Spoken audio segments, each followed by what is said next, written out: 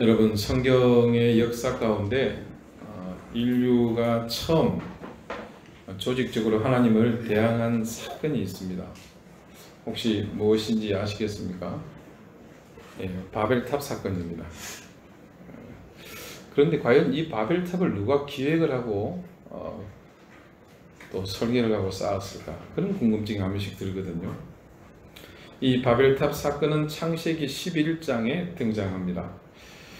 그 바로 앞장 10장을 유의해 보면 그것이 아주 상징적인 인물이 한 사람 나옵니다. 자, 이 무렵은 노아의 홍수가 끝났을 무렵입니다. 끝난 이후인데 10장은 아담이 첫 번째 시조라면 실제로 그 후손들이 다 죽고 노아의 가족부터 새롭게 인류가 시작되죠. 그러니까 노아에 대한 호칭 중에 하나가 인류의 중시조다, 그런 얘기를 합니다. 그래서 이 노아의 족보가 나오는데요. 그곳에 보면 노아의 세 아들 셈과 함과 야벳이 있고, 또 그곳에서 이 함의 아들인 구스, 그리고 그 구스의 아들인 니므롯에 대한 이야기가 나옵니다. 이 니므롯에 대한 설명을 다른 자손들은 거의 하지 않는데 유독 덧붙이게 되거든요. 고대 근동의 이 최고의 영웅으로 꼽혔던 사람이 니므롯이라는 인물입니다. 함의 아들 구스가 니므롯을 낳았으니 그는 세상의 첫 용사라. 우리 어른들 옛날 성경 기억하시겠습니까? 영걸이라 그렇게 표현을 했었죠. 그가 여호와 앞에서 용감한 사냥꾼이 되었으므로, 지금 요번에 개역 개정은 용감한 이렇게 되어 있지만 앞은 개역 한글판에는 그 영걸이란 말이 있고요. 여기 용감한을 특이한 사냥꾼이다, 이렇게 표현을 했었습니다. 여기서 용감한, 예전에 특이한으로 이제 표현된 이 사냥꾼은 원어상에 전쟁을 즐기는 사냥꾼, 사람을 죽이는 사냥꾼이라는 그런 뜻으로 풀이했었습니다. 그런 사람이 누구냐? 바로 니므롯입니다. 그런데 이 니므롯이라는 이름의 뜻이 평범하지가 않습니다. 높은 사람 혹은 신이라는 뜻으로 님자를 쓰는데, 이 님자에다가 반역하다, 대항하다는 뜻의 마라시 합쳐진 이름이 바로 니므롯입니다. 그러니까 이 이름을 합쳐서 풀이하면 높은 사람, 신에게 대항하는 사람이다, 반역하는 사람이다, 그것이 이름의 뜻이 됩니다. 언젠가 한번 설명을 제가 드렸던 기억이 있는데요. 자, 이 니므롯의 아버지가 족보에서 보면 노아의 세 아들 함의 아들인 구스입니다. 그러니까 구스의 아버지가 함이거든요. 노아의 증손자가 이 니므롯이 되는 겁니다. 함은 노아로부터 저주받은 아들이죠. 그러니까 아버지가 술이 취해서 벌거벗고 하체를 다 드러내놓고 있었는데 그 뒤처리를 제대로 안 했다고, 꾸중을 넘어서 네 아들 가나안이 나중에 셈의 종이 될 거다, 그런 저주를 했단 말입니다. 바로 그 아들 함이 구스한테는 아버지요, 니므롯에게는 할아버지가 됩니다. 자, 그런데 이 함의 아들인 구스가 자기 아들 이름을 신을 대적하는 사람이라는 뜻의 니므롯이라고 지었단 말입니다. 자, 그 이름이 너무 불경스럽죠. 구스가 자신의 아들 이름을 신을 대적하는 사람이라는 뜻으로 지었을 때 과연 이 대적하고자 하는 신은 누구였을 것 같습니까? 자, 추측하기는 이렇습니다. 구스는 아버지 함이 할아버지 노아로부터 저주받은 그 사실을 너무 이렇게 분노했던 것이죠. 여러분, 사실 우리도 노아가 굳이 이렇게까지 자신이 술에 취해서 저지른 행동인데 그 뒷수습 조금 어중간하게 했다고 아들을 그렇게 저주할 수 있을까, 그런 생각을 해보죠. 구스는 아버지 일로 자신의 형제 가나안이 노예가 될 것이라는 그 선포 때문에 할아버지에 대한 분노가 그 속에 가득했던 겁니다. 자, 이거는 굉장히 합리적인 추정이죠. 그래서 구스가 아들을 낳은 뒤에 아예 그 이름을 할아버지가 죽고 못 산다는 그 여호와 하나님을 대적하는 그런 인물로 만들려고 했던 것이 아닐까 하는 타당한 의구심을 가지게 됩니다. 아무튼 이 니므롯은 강성함, 뛰어남, 그리고 영웅의 면모를 모두 가진 특별한 존재였습니다. 그런데 거기에 더 위험한 것은 이 특별함 또 뛰어남, 강성함이 하나님을 대적하는 세력의 중심에 있었다는 겁니다. 창세기 10장을 보면 그의 이끄는 니므롯입니다. 그의 나라는 시날 땅의 바벨과 에렉과 악갓과 갈레에서 시작되었으며 그가 그 땅에서 아수르로 나아가 니느웨와 르호보딜과 갈라와 및 니느웨와 갈라 사이에 레센을 건설하였으니 이는 큰 성읍이라. 이렇게 기록이 되어 있습니다. 자, 지금 여러분 제가 불러드린 모든 지명들은 니므롯이 다 점령한 겁니다. 여기서 나아갔다라는 말이 중간에 있는데 이거는 원어에서 보면 쳐들어갔다, 정복했다라는 그런 뜻입니다.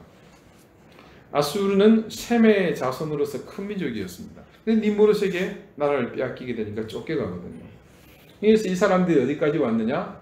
추측기는 자, 우리 한민족의 근거가 되었다는 옛날 아사달이라고 들어보셨습니까? 예, 그것까지 왔다라는 거죠. 그래서 우리 한민족이 셈의 후손이라는 그런 지금 추정을 계속하고 있죠. 아마 이 니므롯 때에 쫓겨서 거기까지 이주해 왔을 것으로 그렇게 보는 겁니다. 중앙아시아를 거쳐서 이 한반도까지 이르게 된 거죠.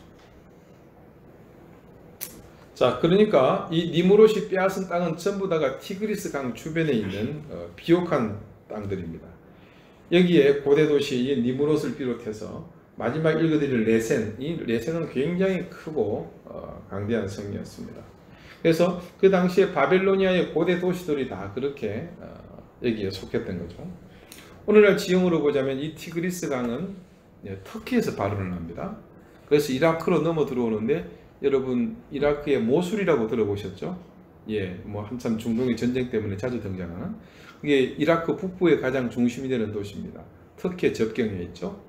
그 모술을 지나서 바그다드를 지나갑니다. 그리고 페르시아만으로 이어지는 강이죠. 자, 그러니까 여기는 고대 메소포타미아 문명의 발상지였다라고 보시면 됩니다. 그 강가에 자리 잡았던 도시들이 다 이 니므롯이 세운 그런 성들입니다. 니므롯이 이곳을 정복하고 그 인근에다가 하나님을 대적하는 그 이름의 바벨탑을 쌓은 것으로 추정할 수 있습니다. 그 당시 그 지역에서 그와 같은 대공사를 기획하고 또 사람들을 선동하고 그만한 또 토목 기술을 가진 그 인물은 이 니므롯 외에는 어느 곳에서도 찾을 수가 없습니다. 그래서 그렇게 추정을 하는 겁니다. 자, 그 니므롯도 사람이기 때문에 시간이 흐르고 나서 결국은 죽습니다. 세월 앞에 장사 없죠. 그런데 이 니므롯이 워낙 그 인근의 시대에 지대한 영향을 끼쳤기 때문에 이 니므롯의 사후에 가족들이 이 니므롯을 신격화하게 됩니다. 그래서 니므롯은 죽은 것이 아니고 신으로 환생했다 해서 등장한 신이 갈대아인들이 섬겼던 마르둑이라는 신입니다. 그래서 고대 갈대인들이 세운 모든 나라들, 예를 들어서 아수르, 그 다음에 바벨론, 또 신바벨론, 메데, 바사, 페르시아죠. 이 모든 그 인근에 있는 나라들의 가장 중심이 되는 신은 마르둑이었습니다. 그래서 그 모든 나라의 왕들은 이 마르둑에게 인정을 받아야만 왕의 권위가 비로소 섰던 거죠. 예를 들어서 북이스라엘을 괴롭혔던 아수리의 살마네셀 왕, 여러분 성경에 있습니다. 이제 유적 중에 보면 그 살마네셀 왕이 마르둑 신에게 무릎을 꿇고 왕의 권위를 인정받는 그런 유적이 발견되기도 했었습니다. 그래서 이 가상의 존재, 인위적으로 만든 우상에게 그렇게 지배당하며 살았던 것이죠. 여러분, 그 고대 근동은 모든 것이 중심은 신입니다. 신이 나라를 다스리고 신이 그곳의 모든 것을 관장합니다. 예를 들어서 나라와 나라가 전쟁을 합니다. 죽고 죽이는 그 살육을 직접 담당하는 것은 사람이지만 그 내용은 엄밀하게 그들의 입장에서는 신과 신의 전쟁이고 그 밑에 속한 인간들이 대리로 전쟁을 치를 뿐입니다. 자, 그래서 유다가 바빌론에게 멸망을 했습니다. 우리는 그렇게 알고 있지만 그 근동의 사람들은 여호와라는 신이 마르둑에게 패한 겁니다.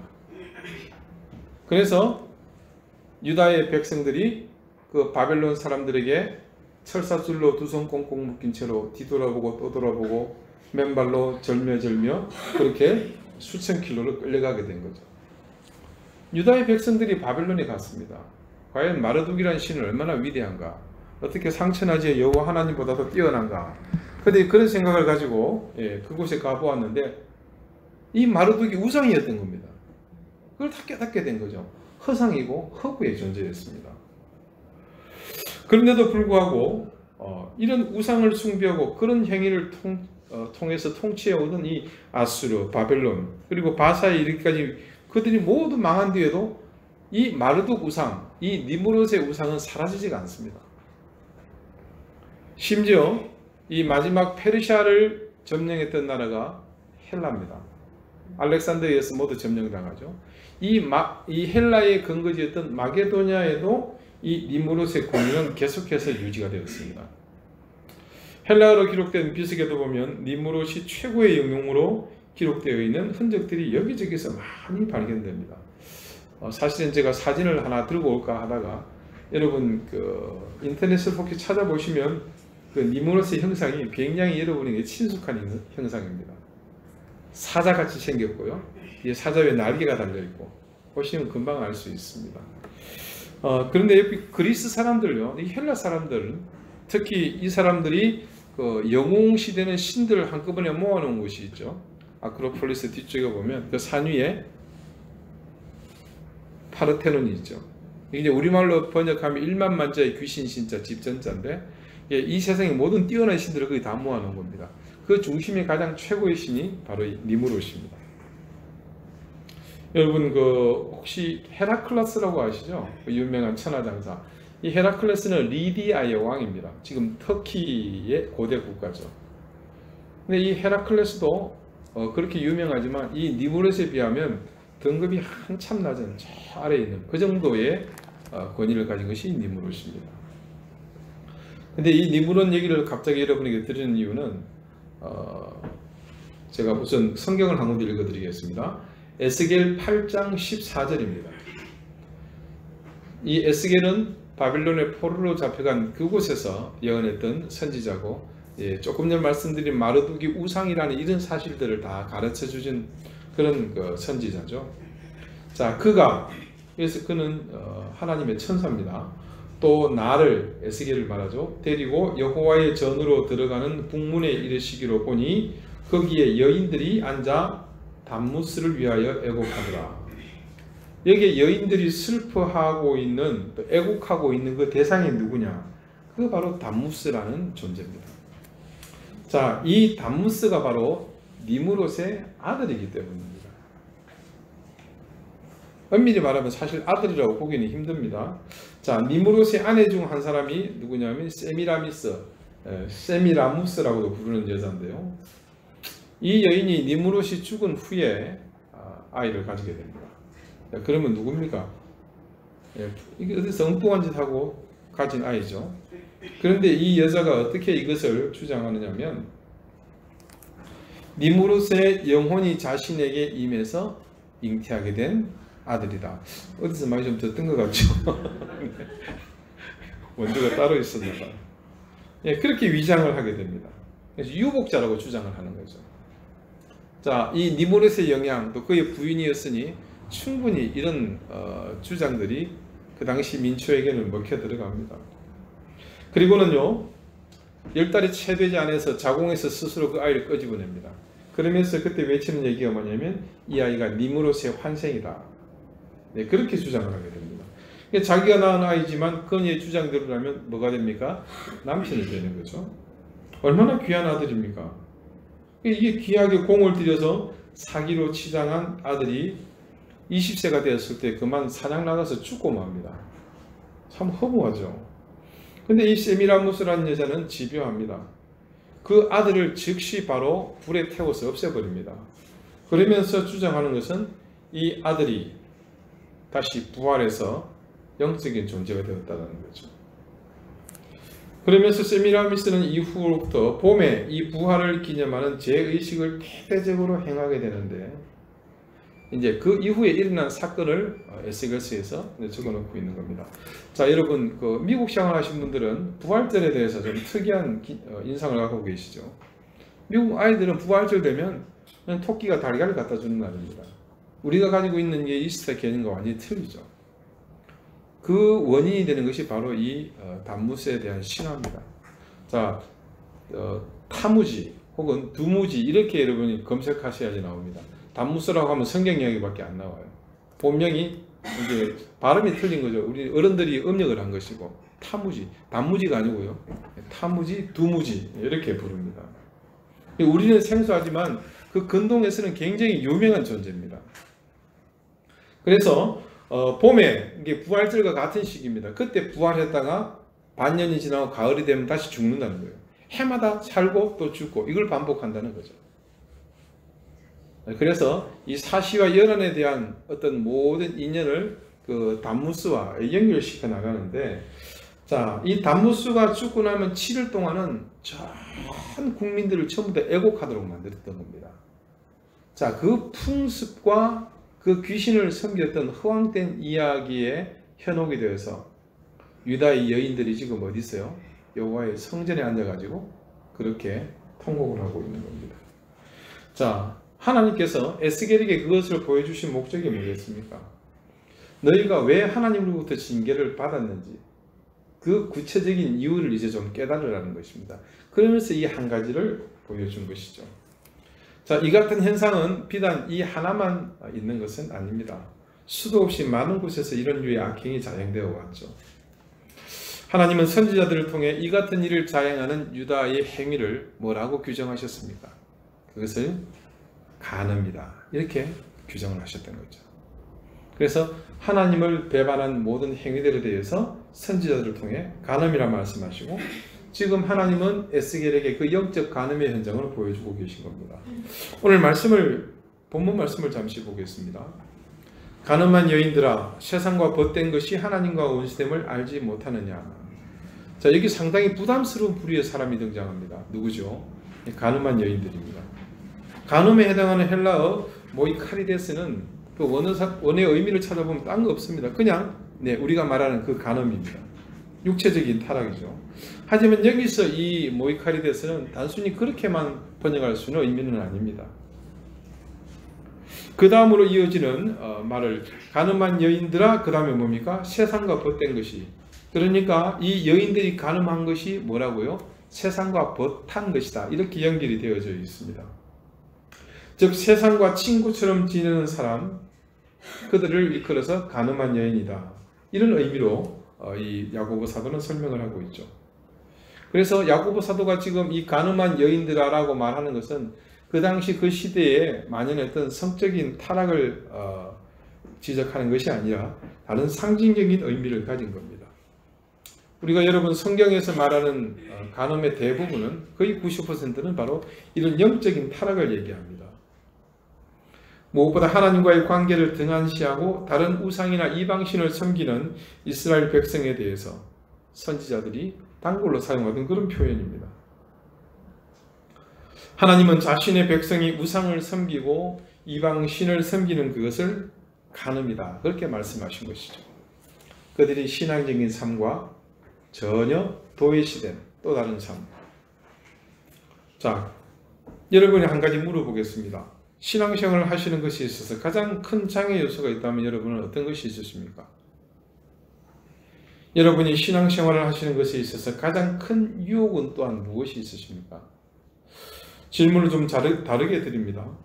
여러분이 신앙생활을 하시면서 가장 피해를 보고 있는 것이 있다면 그것은 또한 뭡니까?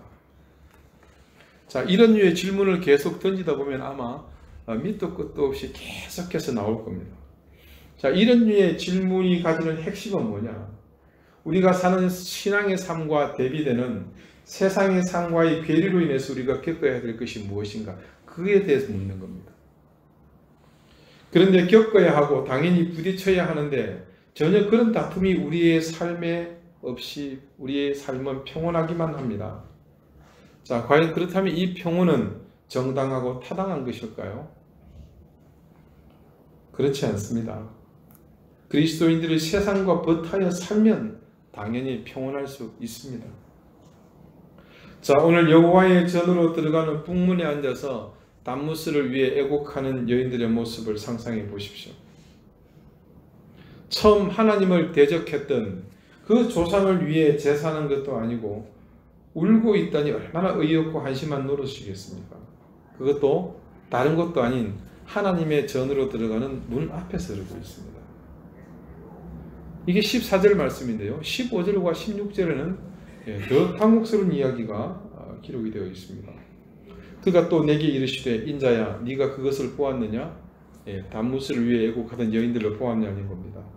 너는 또 이보다 더 큰 가증한 일을 보리라 하시더라.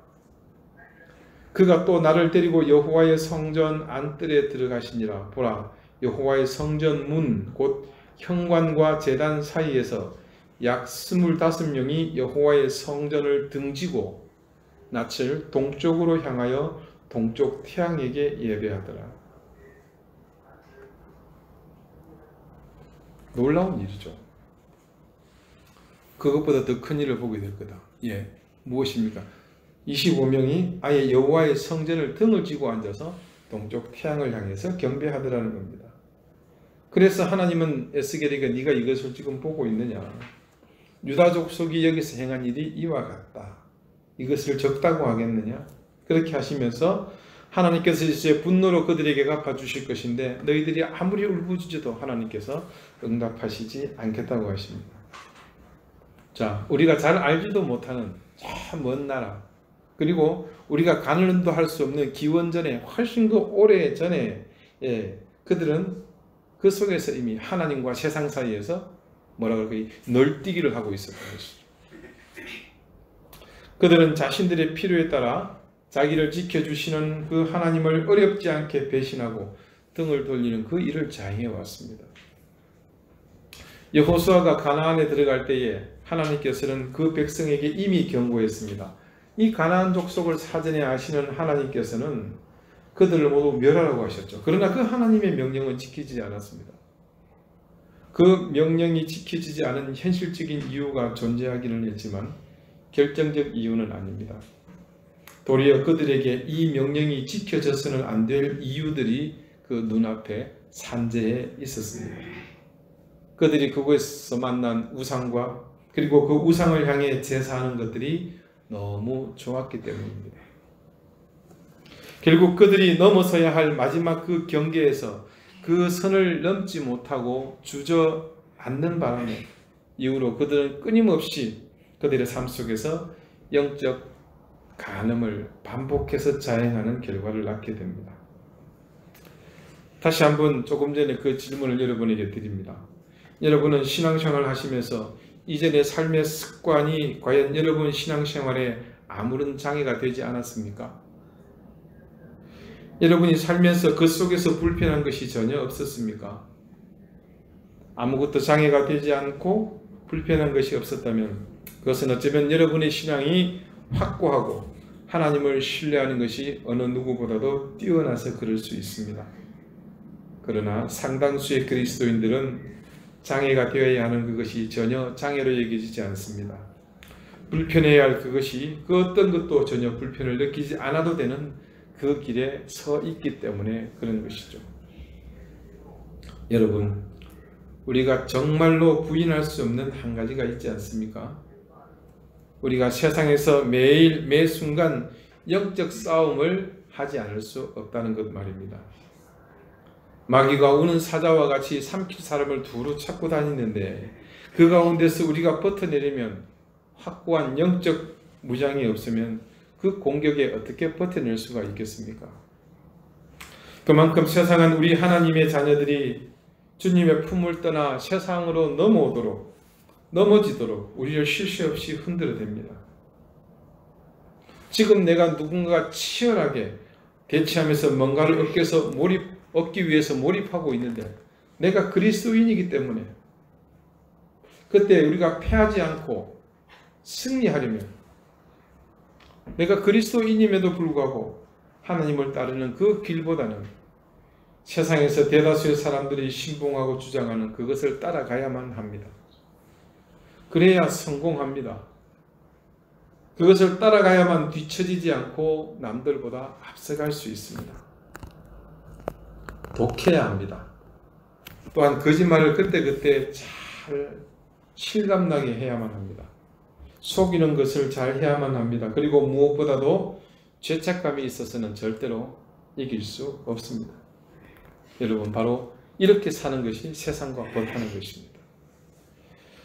그렇게 하기 위해서 나는 그리스도인이지만 말씀을 무시해야 하고 내 신앙의 양심은 접어두어야 합니다. 대신 내 속에서 세상의 논리와 다수가 원하고 좋아하는 방법을 택하고 그 길로 가야 합니다. 자연 하나님은 그곳에서 그 순간들마다 우리가 그때 선택해야 하는 그 의지들에 밀려나시는 겁니다. 하나님은 그래서 아무개에게 때때마다 의문의 일패를 당하시는 거죠. 여기서 저기서 이 사람 저 사람들에게서 반복해서 하나님은 패배를 당하십니다. 여기서 얻어터지고 저기서 매맞고 여기서 무시당하고 저기서 외면당하고 여기서 버림받고 저기서 제외되고 그렇게 연전연패.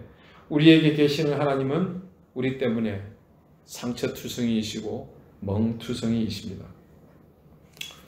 우리가 세상과 벗하는 동안 하나님을 외면함으로 우리의 영혼은 끊임없이 영적 간음을 반복합니다.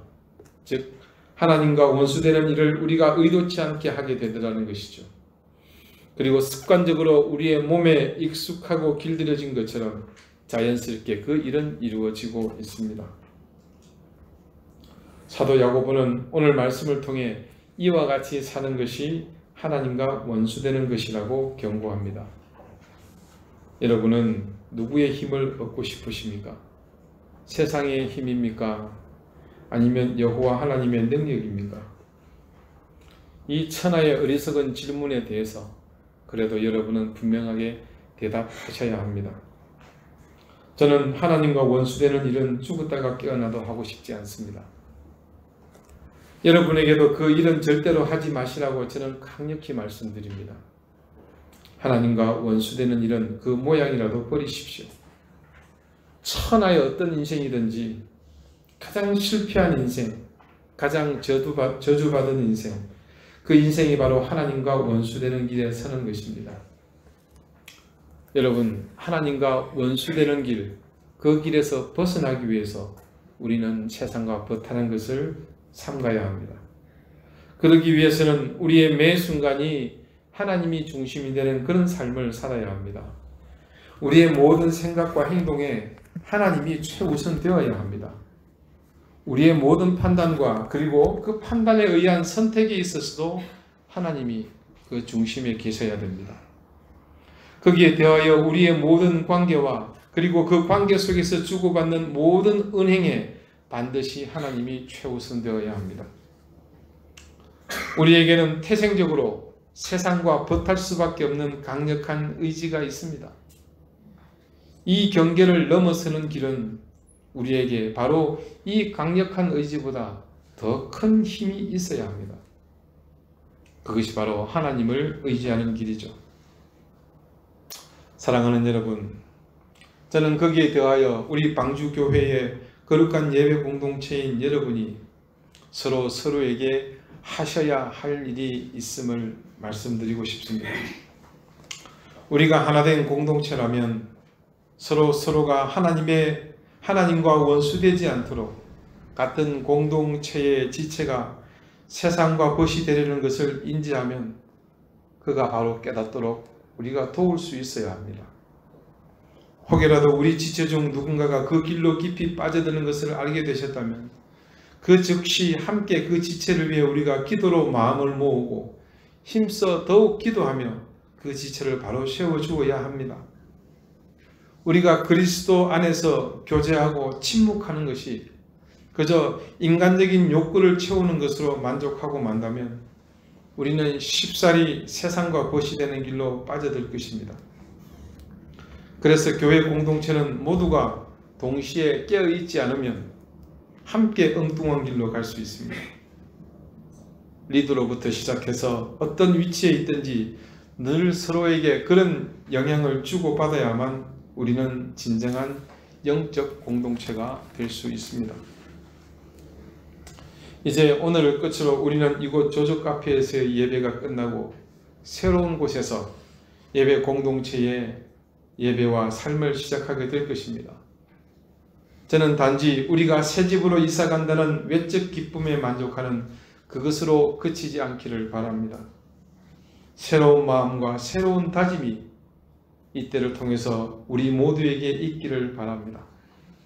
저와 여러분이 새로운 곳에서 또 다른 세상과 버타는 영적 간음의 길보다 하나님과 더욱 가까이 교제할 수 있는 것을 더 열심히 찾고 더 힘을 기울임으로 우리 모두가 영적으로 하나님께 인정받는 그런 교회 공동체가 되기를 소망합니다. 기도드리시겠습니다. 주님, 저희는 늘 세상과 버타는 일에 익숙하게 살아왔습니다. 우리의 삶에서 하나님은 늘 최우선이 아니었으며 세상의 기준과 관점에 이끌려 그 논리와 질서에 구속받는 삶이었습니다. 야고보 사도가 오늘 말하는 것처럼 그것이 하나님과 원수되는 길임을 이제는 깨닫게 되었사오니 우리가 하나님을 저버리는 어리석은 삶을 살지 않게 해주십시오. 우리의 모든 은행과 삶의 동기가 하나님이 중심이 되게 해주십시오. 우리의 판단과 그로 인한 선택에 있어서 무엇보다 하나님의 뜻이 가장 먼저이게 해주십시오. 그래서 우리의 삶이 온통 하나님의 의지로 가득하게 하시며 하나님의 뜻을 이루어가는 삶이 되게 해주십시오. 이제 조적 앞에 성전의 시대가 막을 내리고 새로운 저지리의 시대를 열어주셨습니다. 예배의 자리만 새로운 것이 아니라 우리의 몸과 마음 그리고 우리의 영혼도 새로운 다짐으로 그것을 통해 우리에게서 주님만이 최우선이 되어 늘 하나님과 버타며 살아가는 우리 방주교회 공동체가 되게 해주십시오. 서로가 서로를 살피며 의로운 곳으로 이끌어주며 사랑하며 섬김으로 거룩하고 아름다운 예배 공동체를 만들어가게 해주십시오. 예수 그리스도 이름으로 기도드리옵나이다. 아멘.